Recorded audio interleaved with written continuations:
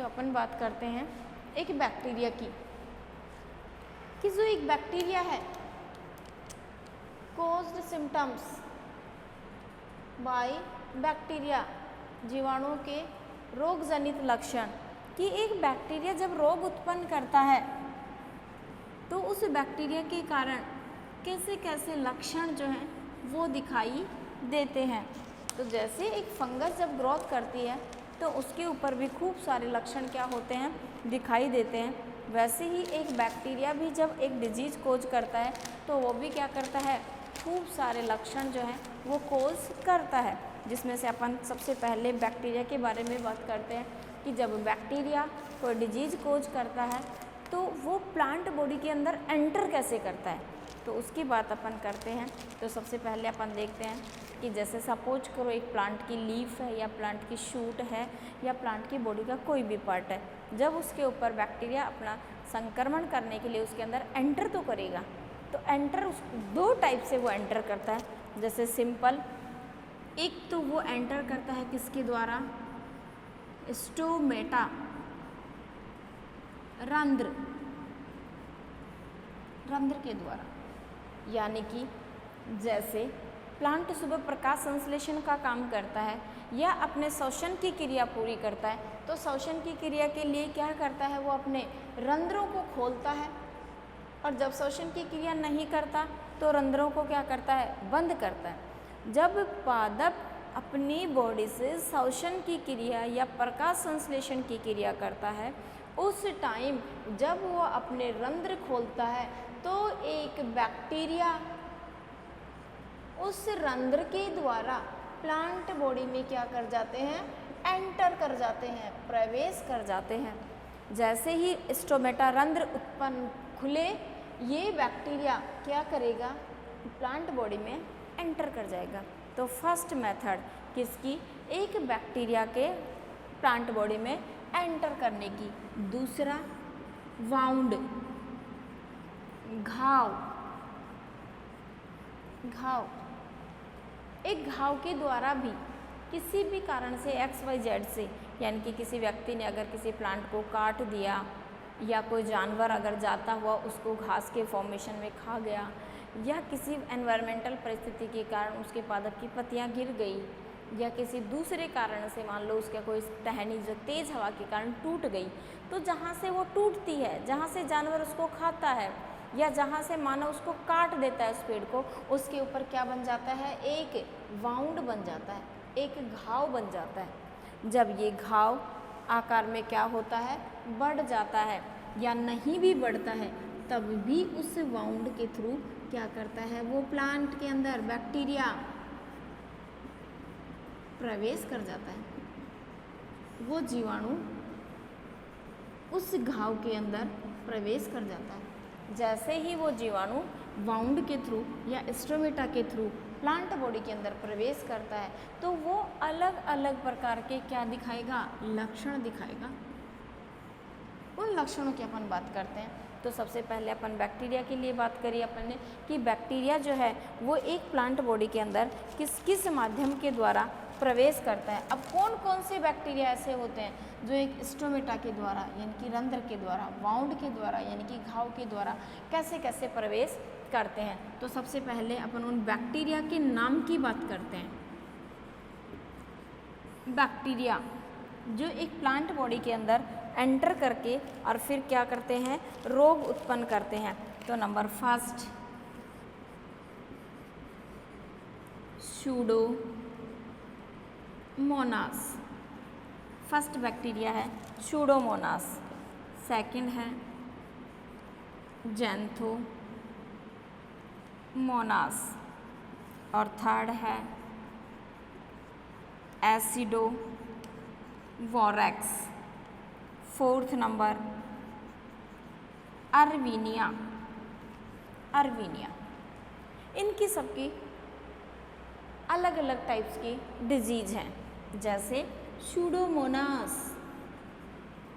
Xanthomonas, एसिडोवोरेक्स और Erwinia. ये ऐसे बैक्टीरिया हैं जो प्लांट बॉडी में स्टोमेटा या वाउंड यानी कि रंध्र और घाव के द्वारा जैसे ही बॉडी के अंदर एंटर करते हैं तो बॉडी के अंदर रोग उत्पन्न करते हैं, जैसे जैंथोमोनास सिट्राई, किस नाम से पता चल रहा है, जैंथोमोनास सिट्राई क्या रोग उत्पन्न करेगा, सिट्रस कैंकर डिजीज उत्पन्न करेगा। तो जब ये डिजीज अपन एक्सप्लेन करेंगे तो वहाँ पैथोजन कौन आएगा, जैंथोमोनास सिट्राई, नाम से पता चल रहा है सिट्राई किस फैमिली के प्लांट्स के अंदर रोग कॉज करेगा, सिट्रस फैमिली के प्लांट्स में रोग डिजीज कॉज करेगा, कौन उत्पन्न करेगा, जैंथोमोनास बैक्टीरिया उत्पन्न करेगा। तो उस डिजीज को कॉज करने वाला पैथोजन कौन हुआ, एक बैक्टीरिया हुआ। अब जब ये जैंथोमोनास सिट्राई एक प्लांट बॉडी के ऊपर सिम्टम्स कोज करता है तो उस प्लांट बॉडी पे कैसे सिम्टम्स दिखाई देंगे, वो सिम्टम्स आज अपन डिटेल से पढ़ेंगे।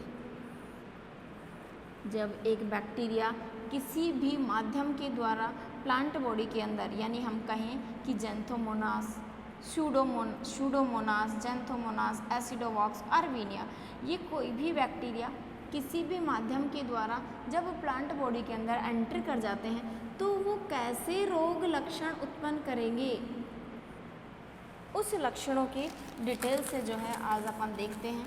पहला सिम्टम्स जो उसके ऊपर डिजीज कोज करेगा, local lesions. Local lesions, lesions का मतलब एक घाव के फॉर्मेशन में, लोकल मानी सामान्य, एक होते हैं लोकल, एक होते हैं सिस्टेमिक। सिस्टेमिक पूरी बॉडी को इन्फेक्टेड करते हैं और लोकल बॉडी के किसी एक पार्ट को इन्फेक्टेड करते हैं। तो नंबर फर्स्ट चलते हैं अपन इसके अंदर, लोकल सिम्टम्स, लोकल लीशन, जिसको हिंदी में कहते हैं स्थानीय क्षय। लोकल लीशंस, हिंदी में कहते हैं इसको स्थानीय क्षय। क्षय नाम है लोकल लीशंस। जब कोई पैथोजन, पैथोजन का मतलब यहाँ पे कौन हुआ, बैक्टीरिया।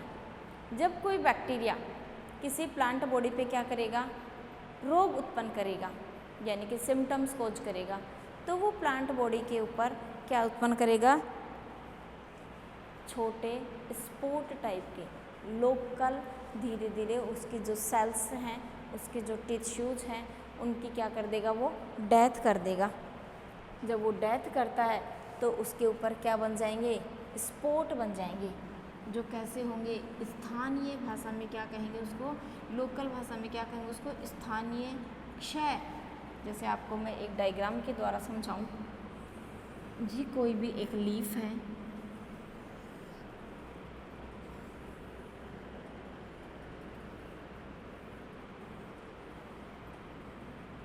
एक लीफ है, जैसे ही इसके ऊपर किसी बैक्टीरिया ने क्या किया, अटैक किया, किसके द्वारा एंट्री करी, स्टोमेटा के द्वारा उसने एंट्री करी, रंध्र के द्वारा उसने प्रवेश किया। तो जैसे ही ये बैक्टीरिया रंध्र के द्वारा इसके अंदर प्रवेश करता है तो ये यहाँ क्या करता है, जितने भी सेल्स हैं, जितने भी टिश्यू हैं, सेल और टिश्यू, उनकी क्या कर देता है, डेथ कर देता है। केवल इसी पर्टिकुलर पार्ट की, जिसको हम पैथोलॉजी की भाषा में नेक्रोसिस कहते हैं, सेल डेथ और टिश्यू की डेथ क्या है, एक नेक्रोसिस है। तो ये एक क्या दिखाई देगा, एक स्पॉट के रूप में, एक क्षय के रूप में। इसको क्या कहते हैं, लीशंस। क्या कहते हैं इसको, एक लीशंस कहते हैं। लीशंस यानी कि किसी एक पैथोजन के द्वारा जब किसी पर्टिकुलर लोकल एरिया में प्रेजेंट सेल और टिश्यू दोनों की क्या हो जाए, डेथ हो जाए, तो उसे क्या कहते हैं, लीशंस, लोकल लीशंस। नेक्स्ट पॉइंट जो है वो अपना चलता है इसके अंदर, येलोविंग या स्पॉट रॉट। पहले मैं आपको एक्सप्लेन कर देती हूँ। स्पॉट या सॉफ्ट रोट, दोनों एक ही नाम है। एक होता है स्पॉट रोट, एक होता है सॉफ्ट रोट। सॉफ्ट का मतलब होता है जब कोई बैक्टीरिया किसी प्लांट पार्ट पे क्या करे, इन्फेक्शन करे, तो वो रोट पार्ट जो है वो कैसा बन जाए, सॉफ्ट, धीरे धीरे कैसा हो जाए, बिल्कुल मृदु हो जाए। इसको कहते हैं हिंदी में मृदु गलन। सॉफ्ट रोट डिजीज आपने बहुत अच्छे से देखी है। इसका एग्जाम्पल मैं आपको समझाती हूँ एक बार। कैरेट,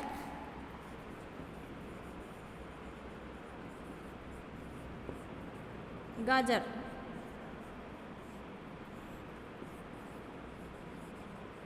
गाजर आपने देखा होगा कि गाजर का जो खाने वाला भाग होता है वो ज़मीन के अंदर होता है। जब उसके ऊपर कोई बैक्टीरिया संक्रमण करता है तो गाजर का जो पार्ट है वो धीरे धीरे कैसा हो जाता है, गलने लग जाता है और सॉफ्ट बन जाता है। और सॉफ्ट बनने के कारण क्या हो जाते हैं, उसके अंदर सॉफ्ट टिश्यू डेवलप होने लग जाते हैं। उन सॉफ्ट टिश्यू के अंदर कौन प्रेजेंट होता है, बैक्टीरिया प्रेजेंट होता है। तो ये डिजीज़ किस में पाई जाती है, कैरेट में पाई जाती है।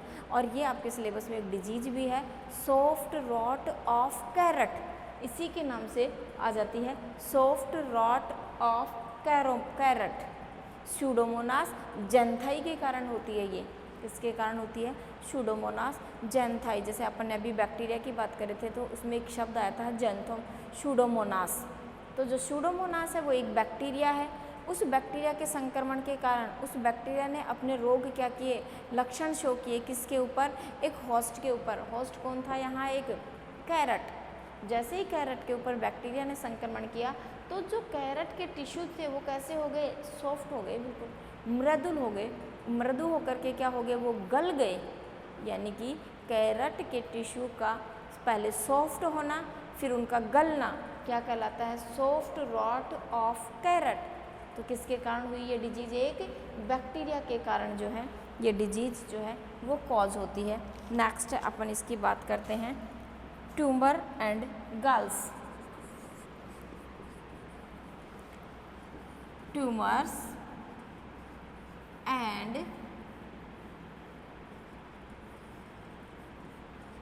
गल्स। एक ट्यूमर्स और एक गल्स भी जो हैं वो किसके कारण कॉज होती हैं, एक बैक्टीरिया के कारण कॉज होती हैं। अब कैसे होती हैं ये मैं आपको समझाऊं। जब एक बैक्टीरिया किसके ऊपर, एक प्लांट बॉडी के ऊपर क्या करता है, अपने सिम्टम्स खोज करता है, यानी कि रोग उत्पन्न करता है, रोग के लक्षण उत्पन्न करता है, तो उस प्लांट बॉडी की जो सेल्स होती हैं वो धीरे धीरे क्या करने लग जाती हैं, अपना सेल्स को बढ़ाने लग जाती हैं। और जब वो सेल्स आकार में बढ़ती हैं तो उन सेल्स के आकार में बढ़ने से क्या उत्पन्न हो जाती है, एक ट्यूमर उत्पन्न हो जाती है। और वो ट्यूमर किसके रूप में होती है, एक गाल्स के रूप में, गांठ के रूप में। गाल्स का मतलब होता है गांठ, ट्यूमर का मतलब होता है गांठ। तो ये दोनों गांठ जैसी स्ट्रक्चर होती है, लेकिन पहले जब वो ट्यूमर सॉफ्ट होती है तब तो वो गांठ पूरी क्या कहलाती है, ट्यूमर। और जब वो इतनी बड़ी आकार की हो जाती है, एक आउटग्रोथ के फॉर्मेशन में आ जाती है, तो उसकी पैथोलॉजी की भाषा में उसको क्या कहते हैं, गाल्स। सिंपल भाषा में अपन उसको ट्यूमर कहते हैं, पैथोलॉजी की भाषा में उसको क्या कहते हैं, गाल्स कहते हैं। नेक्स्ट अपन चलते हैं इसमें, fourth point, wilting, Malani. Wilting को हिंदी में क्या कहते हैं, मलानी। मलानी उत्पन्न हो जाती है जब कोई बैक्टीरिया क्या करता है, किसी प्लांट बॉडी के किसी भी पार्ट के ऊपर संक्रमण कर देता है, तो उस प्लांट्स के अंदर जाइलम पार्ट जो होता है उसका, जाइलम, वो जाइलम भाग इन्फेक्टेड हो जाता है। और जाइलम के संक्रमण के कारण उस प्लांट बॉडी के ऊपर धीरे धीरे क्या उत्पन्न होने लग जाती है, एक मलानी, विल्टिंग उत्पन्न होने लग जाती है। और विल्टिंग के कारण पूरी प्लांट बॉडी धीरे धीरे क्या हो जाती है, पूरी बॉडी में मुरझाना उत्पन्न हो जाता है, यानी कि मुरझा जाती है। अब ये विल्टिंग 2 टाइप्स की होती है, ये मैं आपको समझाती हूँ कि जो विल्टिंग्स है जो मलानी है वो भी दो प्रकार की होती है। एक इसका टाइप होता है परमानेंट विल्टिंग, एक तो होती है स्थायी मलानी परमानेंट विल्टिंग, और एक होती है अस्थायी मलानी टेम्पोररी विल्टिंग। मान लो किसी बैक्टीरिया ने संक्रमण किया, लेकिन वो संक्रमण बहुत घातक नहीं है, बैक्टीरिया अपना संक्रमण बहुत रेगुलर रूटीन में नहीं कर पाता है और प्लांट बॉडी की इम्यूनिटी पावर बहुत अच्छी है, तो प्लांट जो है वो स्थायी रूप से एक लंबे टाइम के बाद में क्या करेगा, स्थायी रूप से मुरझाएगा।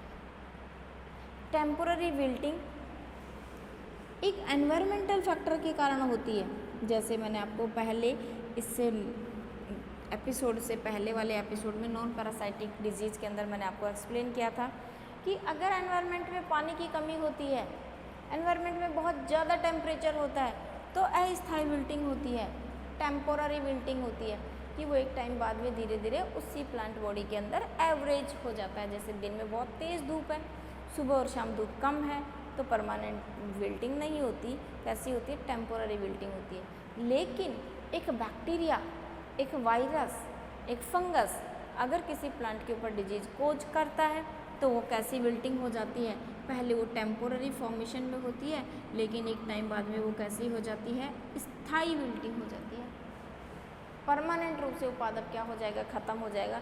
और अगर पादप की इम्यूनिटी पावर बहुत अच्छी है तो वो पादप अपनी बॉडी को प्रोटेक्ट कर लेगा कुछ टाइम के लिए, लेकिन फिर भी अगर एक बार अटैक हो गया और अगर उसको कोई दूसरा फंगीसाइड्स नहीं मिलता है या बैक्टीरियोसाइड्स नहीं मिलता है तो वो विल्टिंग कैसी हो जाएगी, स्थायी विल्टिंग, यानी पादप क्या हो जाएगा, स्थायी रूप से मुरझा जाएगा। नेक्स्ट पॉइंट चलते हैं अपन इसके अंदर, वही scrub and canker. Fifth point, scrub and canker. Canker तो आप सारे बच्चे जानते ही हैं, स्कब को हिंदी में स्कब ही कहते हैं, स्कब।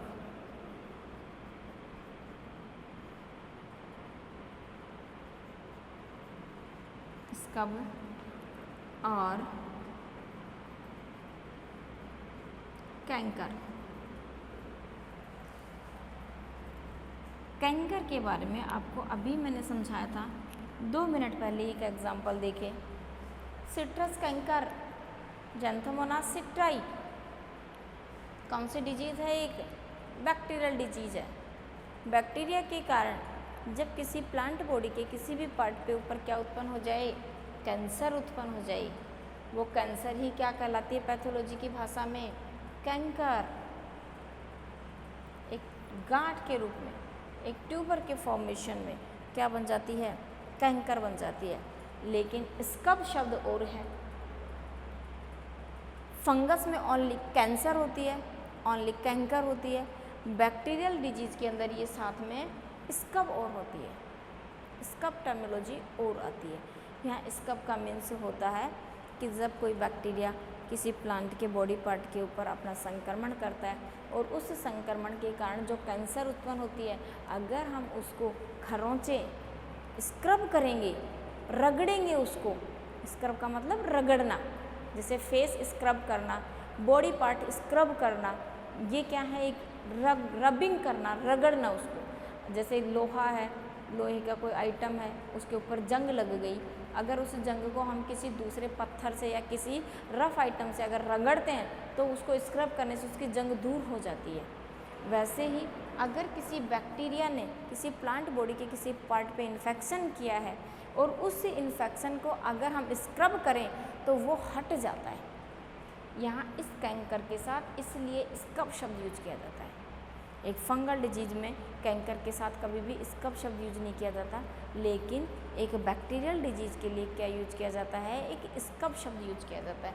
इस स्कब का मीन्स ही क्या होता है कि जब एक बैक्टीरिया अपने पैथोजन के फॉर्मेशन में अपने होस्ट के ऊपर एक संक्रमण करता है एक कैंसर के रूप में, और वो कैंसर कैसी हो, रबिंग करके उसको हम हटा सकते हैं, तो वो क्या कहलाती है, स्कब कहलाती है।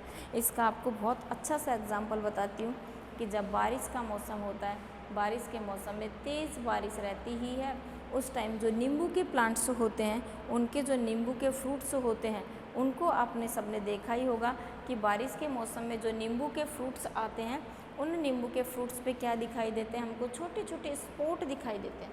अगर मैं आपको एक डायग्राम के द्वारा ये समझाऊं कि उसके ऊपर छोटे छोटे स्पॉट आपने देखे होंगे कि बिल्कुल येलो कलर का लेमन है, उसके ऊपर डार्क डार्क ब्राउन कलर के या फिर ब्लैक कलर के छोटे छोटे स्पॉट बने हुए हैं, जैसे पूरा ये एक लेमन फ्रूट,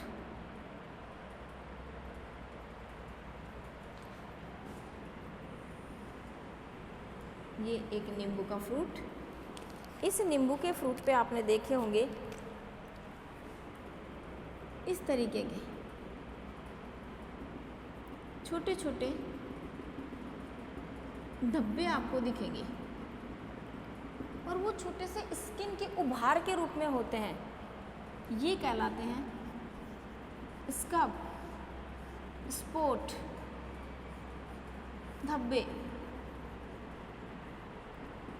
जैसे ही बैक्टीरिया इन्फेक्शन करता है तो सिट्रस का जो फ्रूट होता है उसके ऊपर ये धब्बे किसके रूप में दिखाई देते हैं, एक आउटग्रोथ के रूप में दिखाई देते हैं, आउट ग्रोथ के रूप में, यानी कि अति वृद्धि के रूप में दिखाई देते हैं हमें। जैसे अति वृद्धि होती है, आउटग्रोथ होती है, तो ये इसका आकार के अंदर बढ़ते चले जाते हैं। जैसे ये बैक्टीरिया अपना संक्रमण करता है, ये ऑलरेडी बढ़ गए, लेकिन उस नींबू के फ्रूट की अगर हम इसको चाकू की सहायता से या हमारे नेल्स की सहायता से अगर हम इसको स्कब करते हैं तो ये क्या हो जाते हैं, हट जाते हैं। तो एक्चुअल में होता क्या है कि जो नींबू का फ्रूट्स होता है जिसके ऊपर वो स्कब बनी हुई होती है, वो किससे इन्फेक्टेड मिलेगा, बैक्टीरिया से इन्फेक्टेड मिलेगा, बैक्टीरिया से इन्फेक्टेड होता है। तो ये होती हैं इसकी total scabs. Bacterial disease, bacterial disease से होने वाले सिम्टम्स में एक होता है लोकल लीसन्स, स्थानीय क्षय, एक सॉफ्ट रॉट, मृदु गलन, एक होता है ट्यूमर और गाल्स, एक होती है विल्ट मलानी, और एक नेक्स्ट लास्ट पॉइंट होता है स्कब और कैंकर। अपन ने जो है एक फंगस के द्वारा और एक बैक्टीरिया के द्वारा होने वाली जितनी भी डिजीज होती हैं वो किस किस टाइप से कोज होती हैं, उनमें से दो के बारे में अपन ने डिटेल से देख लिया। एक बैक्टीरिया से होने वाले सिम्टम्स और दूसरे किससे होने वाले, फंगस से होने वाले सिम्टम्स। आज अपन जो है वो बात करते हैं एक वायरस से होने वाले सिम्टम्स के बारे में, कि एक वायरस भी जो है जब किसी प्लांट बॉडी के ऊपर अटैक करता है तो वो प्लांट बॉडी क्या हो जाती है, धीरे धीरे वायरस से इन्फेक्टेड हो जाती है, और जब वो वायरस से इन्फेक्टेड होती है तो पूरी प्लांट बॉडी पे वो सिम्टम्स कैसे दिखाई देते हैं। तो आज नेक्स्ट जो टॉपिक है अपना वो लिखेंगे हम अपन सिम्टम्स कोज्ड बाय वायरस या कोज्ड सिम्टम्स बाय वायरस।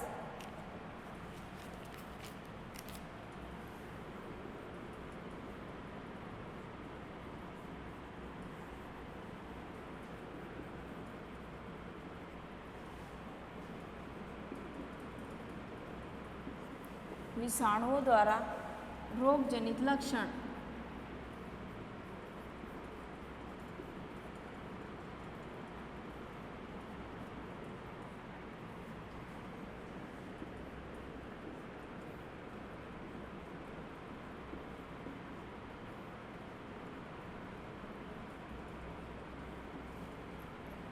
किसकी बात करेंगे अपन इसमें, वायरस की बात करेंगे।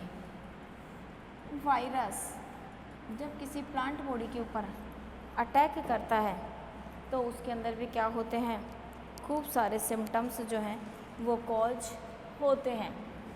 वायरस के बारे में तो आपने सबने बहुत ही सुना हुआ है कि वायरस के प्लांट बॉडी के अंदर केवल और केवल न्यूक्लिक एसिड और प्रोटीन का कोट होता है। वायरस के अंदर ना कोई सेल होती, वायरस के अंदर ना कोई टिश्यू होता, वायरस के अंदर ना कोई ऑर्गन्स होता। केवल दो ही पार्ट होते हैं, एक उसका प्रोटीन का कोट जिसको हिंदी में कहते हैं प्रोटीन आवरण, और एक होता है उसका न्यूक्लिक एसिड, आनुवंशिक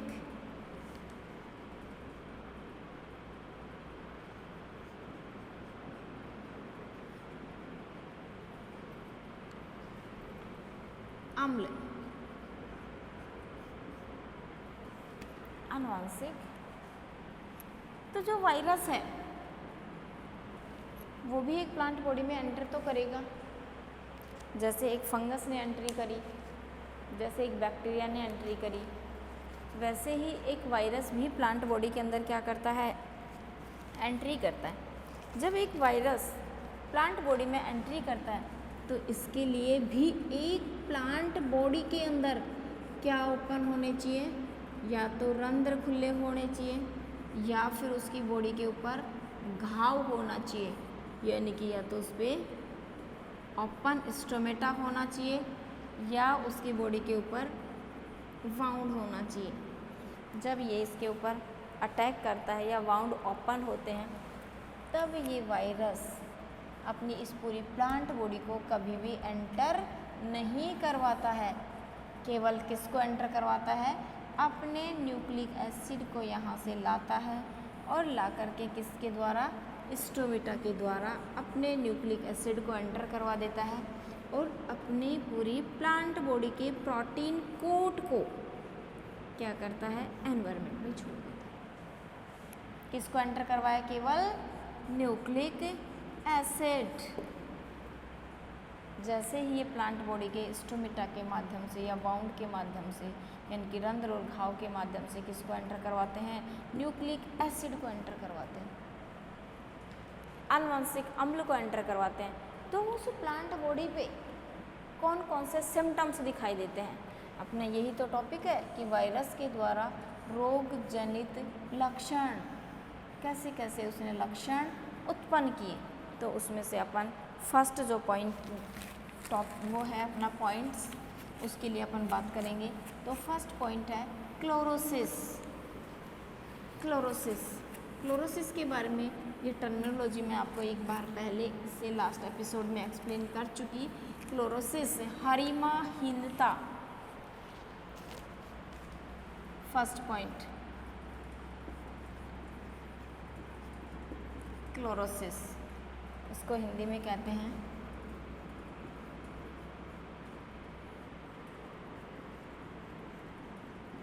हरिमाहीनता, क्लोरोसिस। जब कोई प्लांट्स के अंदर किसने एंट्री मारी, वायरस ने एंट्री मारी। वायरस ने जैसे ही एंट्री मारी तो वायरस ने क्या उत्पन्न किया, अपना न्यूक्लिक एसिड एंटर करवाया था। उस न्यूक्लिक एसिड के थ्रू क्या करेगा, अपने न्यूक्लिक एसिड का रेप्लिकेशन शुरू करेगा, और रेप्लिकेशन करने के लिए एक प्लांट की लीफ का जो न्यूक्लिक एसिड है उसको वो यूज करेगा। जब वो उनके सेल की डेथ करेगा तभी तो उसका न्यूक्लिक एसिड यूज कर सकेगा। तो वो क्या करता है, किसकी डेथ कर देता है, क्लोरोफिल की, जिसको कहते हैं हिंदी में कहते हैं इसको हरित लवक। किसकी डेथ करेगा, क्लोरोफिल की डेथ करेगा। क्लोरोफिल की डेथ होना, हरित लवक की डेथ होना क्या कहलाता है, क्लोरोसिस। तो वायरस की भाषा में अपन इसको कहें तो क्या कहेंगे?